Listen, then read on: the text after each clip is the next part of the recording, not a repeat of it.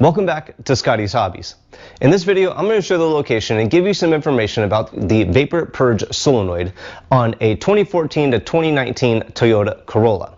Now, your Vapor Purge solenoid is located right here in the engine compartment, and what it does is allows fuel vapors in the vapor fuel system, or the fuel vapor system, to enter the engine, go through the combustion process, and clean up through the tailpipe and whatnot. So when there's no voltage applied to the Vapor Purge solenoid, this solenoid is default shut.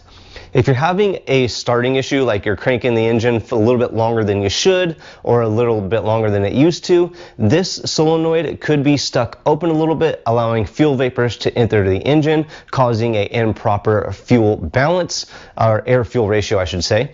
And this component often goes bad. That is one of the major symptoms that it causes. I do have videos on how to test these solenoids if you need to, so make sure you check out the video library. There will be a list of codes that a failing Vapor Purge solenoid can cause in the description below. There will be a link for purchasing a Vapor Purge solenoid as well.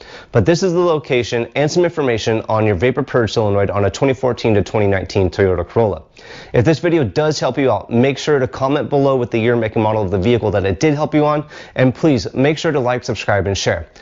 I will see you guys on the next hopefully helpful video.